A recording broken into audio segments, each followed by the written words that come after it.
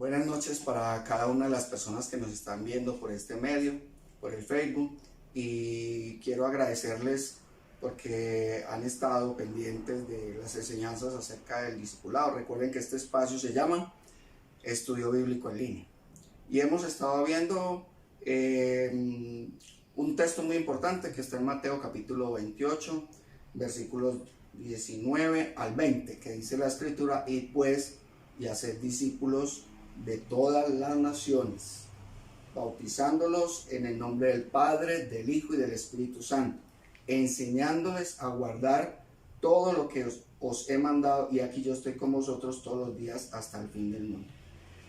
Bueno, este es el pasaje que estamos mirando, que es de base, pero realmente ¿qué es lo que hemos estado recalcando de ese pasaje?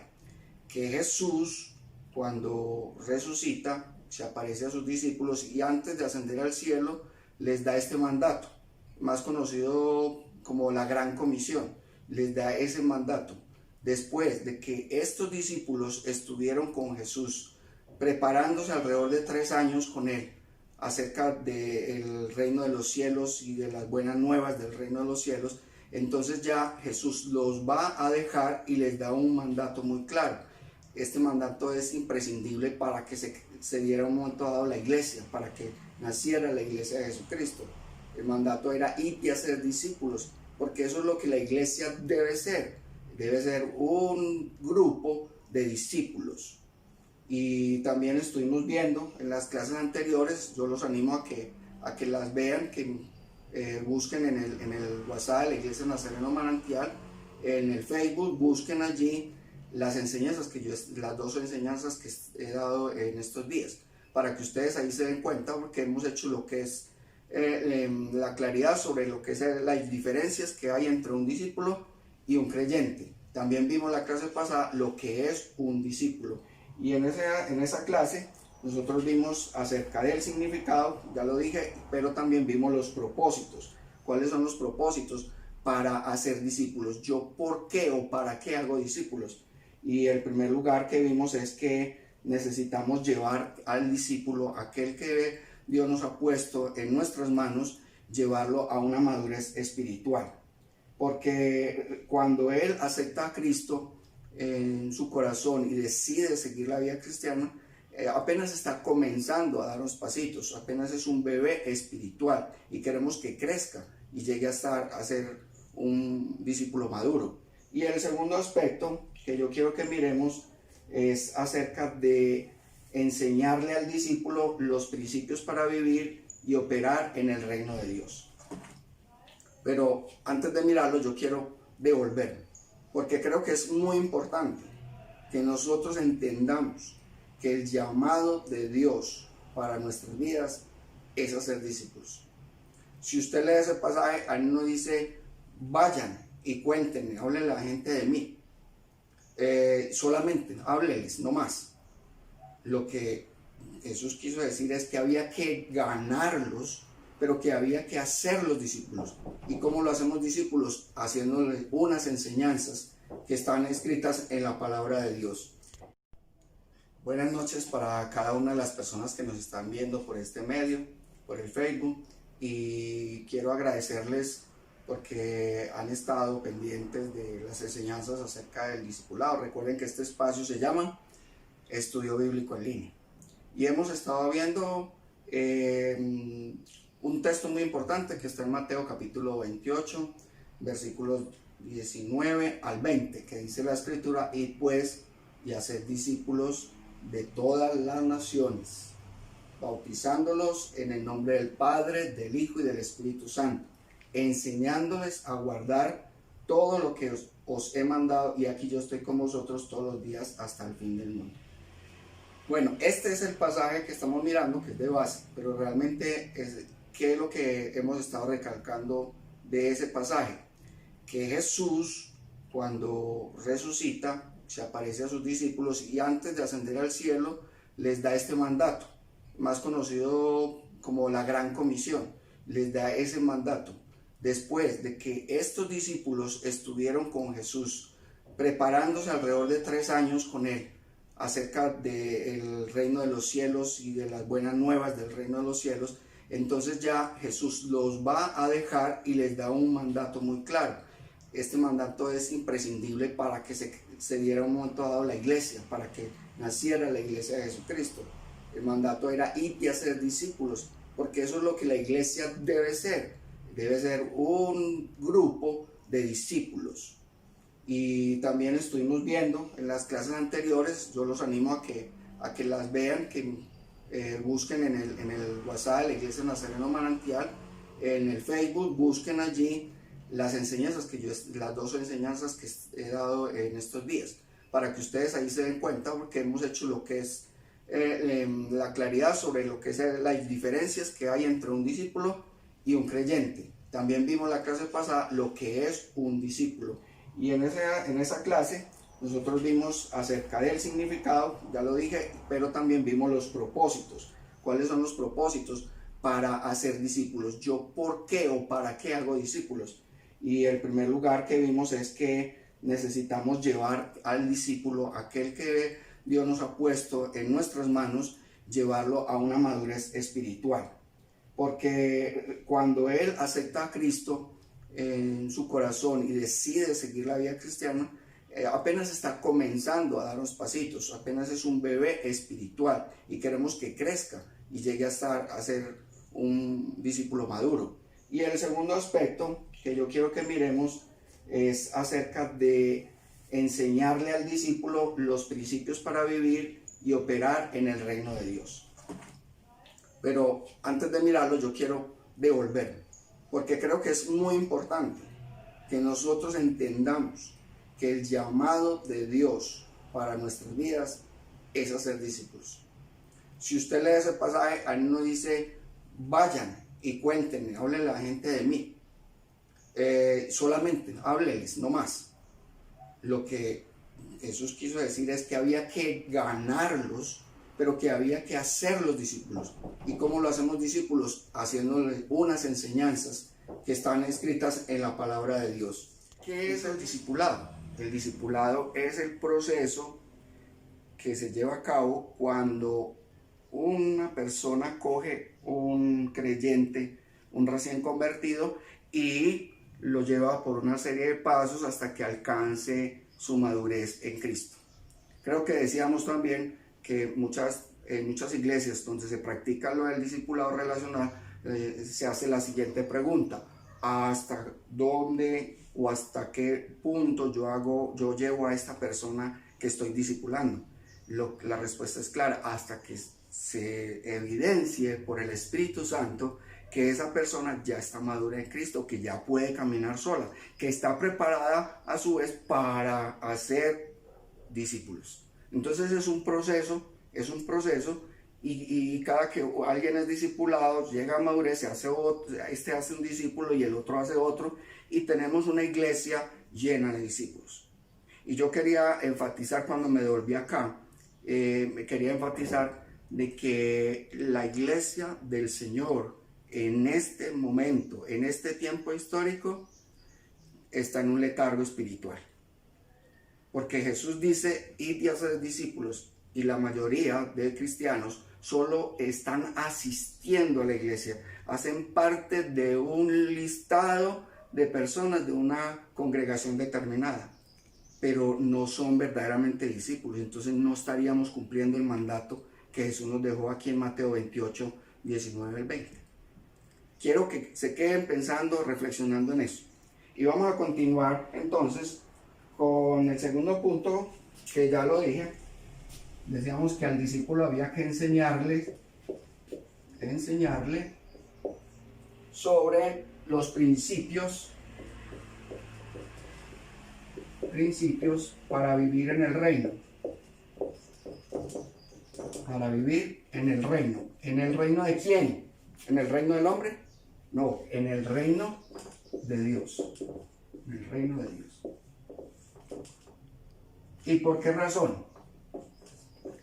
¿Cuál es la razón por la cual hay que enseñarle al discípulo los principios para vivir en el reino de Dios? Porque él, como dice la Escritura, ya ha dejado atrás muchas cosas esa persona ha decidido seguir a Cristo, entonces desde el momento en que decide seguir a Cristo, ya deja de pertenecer al reino natural y empieza en el reino pues natural, me refiero al reino del hombre, y empieza a vivir en el reino de Dios. Entonces hay que enseñarle esos principios del reino de Dios para que pueda entender realmente cuál va a ser su función y su papel en la sociedad, y en este caso en la iglesia, pero en la sociedad él va a reflejar esos mismos principios del reino de Dios. La palabra registra en el libro de Romanos 14:17 lo que es el reino de Dios y lo resume con 3 palabras. La vida del reino es justicia, paz y gozo en el Espíritu Santo. Ese es el reino de Dios. Entonces, lo que uno puede concluir es que este discípulo en un momento dado debe exhibir o mostrar paz, mostrar gozo a pesar de las circunstancias, porque ya cuando estaba atrás, no había tomado la decisión por Cristo, no había, digámoslo así, gozo. Cada que había una dificultad, un problema en su vida, una tragedia, entonces esa persona se entristecía y no sabía qué camino tomar o buscaba consejo en otra persona. Pero aquí nos está diciendo Dios que en el camino, en el caminar con Cristo, yo debo adquirir paz. Esa paz, que ese gozo, que es un gozo que no puede dar el mundo, es el estar confiado en Dios, de que las cosas se van a solucionar, porque Él está esperando en Dios. Dios es la solución para su situación. Entonces, quiero pasar rápidamente entonces al punto C. En los propósitos es ayudarle al discípulo a andar en los caminos del Señor. Este es el B. Ayudarle. Es ayudarle a caminar. Pero tenía aquí otra cosa, pero es más preciso, vamos a poner ayudarle a caminar en Cristo. Entonces, según este punto, ya no es solamente enseñarle, sino que hay que ayudarle, porque si nosotros miramos en el reino humano, el niño que apenas está aprendiendo a caminar, hay que ayudarle. Es decir, él da sus pasos, pero yo tengo que estar ahí atento, que no se vaya a tropezar, que no se vaya, digamos, a golpear. Y es lo mismo lo que estamos mirando acá. Es ayudarle a ese discípulo nuevo, enseñarle a caminar, enseñarle a vivir la vida cristiana, a mirar que ya somos diferentes por el solo hecho de que ahora hemos entregado nuestra vida a Cristo, por el solo hecho de que pertenecemos al reino de Dios, por el solo hecho de que ya vamos a una iglesia donde hay una gran familia en Cristo. Nosotros debemos conducirnos de acuerdo a eso. Dios nos ha llamado y debemos comportarnos de acuerdo a ese llamado. Bueno, y quiero leer Efesios 5, capítulo 5, versículo 1, donde la palabra de Dios nos dice lo siguiente. Efesios capítulo 5, versículo 1 dice: sed pues imitadores de Dios como hijos amados, y andad en amor, así como también Cristo os amó y se dio a sí mismo por nosotros, ofrenda y sacrificio a Dios como fragante aroma. ¿Qué dice ahí? Ser imitadores de Dios, como hijos amados, y debemos andar en amor. Entonces, observemos que aún ahí nos da un aspecto importante, el cual estaba tratando en un devocional, y es acerca del amor. Dice que debemos andar en amor unos con otros, en amor para con Dios. Entonces es también parte de ayudarle a ese discípulo a que manifieste ese amor por todos, según la palabra de Dios, que nos dice en otra parte. Dice que un mandamiento, Jesús dijo: un mandamiento no os doy, que os améis unos a otros como yo os he amado. O sea, es con un amor diferente a ese amor que traía cuando estaba allí atrás en el reino de los hombres. Es un amor incondicional, tratar de crecer en amor hasta que ese amor sea un amor ágape, un amor incondicional. ¿Qué tiene que ver imitadores? El imitador es simplemente un actor que está haciendo lo que probablemente haría otro. Entonces nosotros, cuando Cristo se va, nosotros vinimos a ser esos actores que vamos a hacer lo mismo que Cristo hizo. Gloria a Dios por eso. Es algo especial, es una verdad muy bonita y yo quiero que reflexionen mucho en esa gran verdad. Pero entonces, ¿cuáles son los requisitos para ese actor, para ese que imita los caminos de Dios, para ese que imita a Dios? ¿Cuáles son los requisitos? El primero es, los requisitos que están acá, el primero es la dedicación. Requisitos. Primero es la dedicación. ¿Qué es la dedicación? La dedicación es el acto de desempeñar con amor y con esmero una tarea. Básicamente lo que yo quiero decir es, cuando uno es un cristiano, discípulo maduro, uno se esmera por crecer espiritualmente, uno se esmera por asistir fielmente a la iglesia, uno se esmera por leer la palabra. Cuando se esmera, coloca amor en cada una de esas actividades. Entonces, obviamente lo que podemos decir a algunas personas cuando se hacen cristianas, entonces llegan a un punto donde van al culto porque toca ir, leen la palabra porque toca leerla, y cada una de muchas cosas podríamos pensar, las hace porque toca, no hay ni esmero ni amor. Si usted es una persona que se ve en este momento confrontada por eso, pues Dios le está invitando a que tenga un cambio para ser un discípulo maduro. El segundo punto es la consagración. El segundo requisito es la consagración. Consagración. ¿Qué es la consagración? Es el acto por el cual una persona o un objeto se separa para el servicio y el culto del Señor, del culto de Dios. Se separa para el servicio y el culto del Señor. O con la palabra servicio. La palabra servicio. Yo debo servir. Y en alguna ocasión yo predicaba la palabra donde Dios nos dice en su palabra que todos hemos sido llamados a ser sacerdotes. Si somos cristianos, somos discípulos, pero también somos sacerdotes del Dios Altísimo. Entonces aquí la cuestión es muy clara. ¿Usted sirve al Señor o no sirve al Señor? Si usted no le está sirviendo al Señor, usted no se ha consagrado al Señor. El tercer punto es el sacrificio.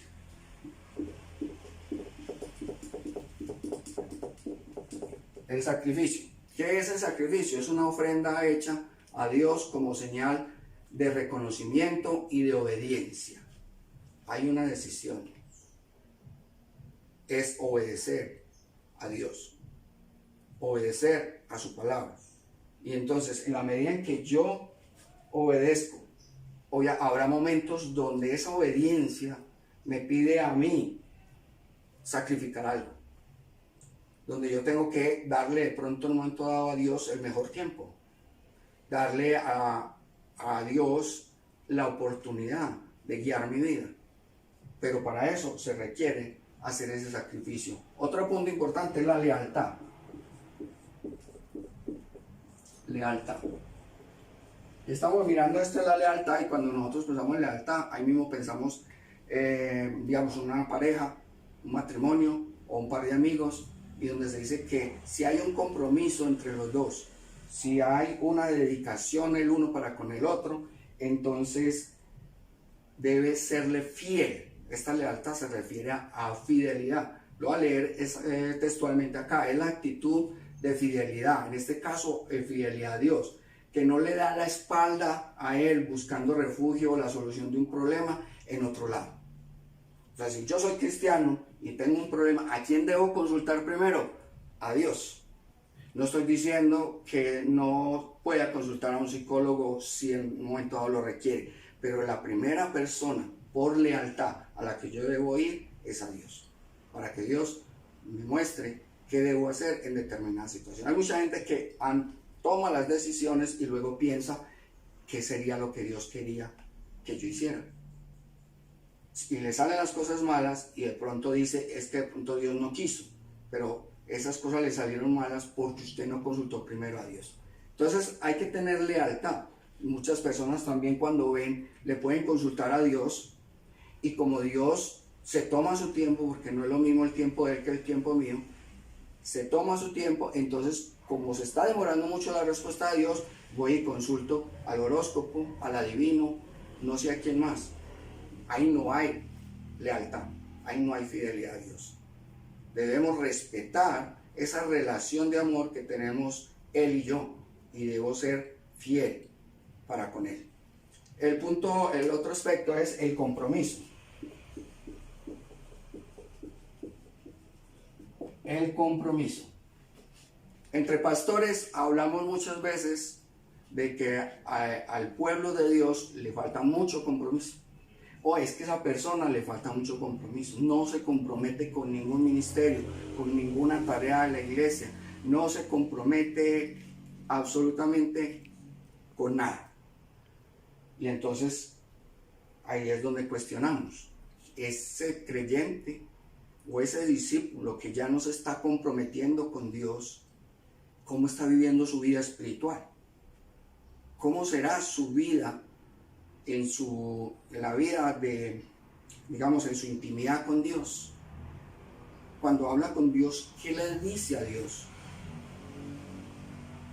Es algo que nos lleva a cuestionarnos, y a cuestionarnos mucho. Para vivir la vida en Cristo, para ser un discípulo, debemos tener dedicación, consagración, sacrificio, lealtad, compromiso. Finalmente quiero decirles que estoy muy contento con las personas que se han puesto a mirar los videos, pero que les solicito que hagan esto, ¿cómo se dice por ahí? Se extienda a otras personas, que ustedes puedan compartir con otras personas estas enseñanzas que son necesarias en el pueblo de Dios. Yo quiero darles las gracias y los bendigo en el nombre del Padre, del Hijo y del Espíritu Santo. Nos vemos dentro de 8 días. No falte. Chao.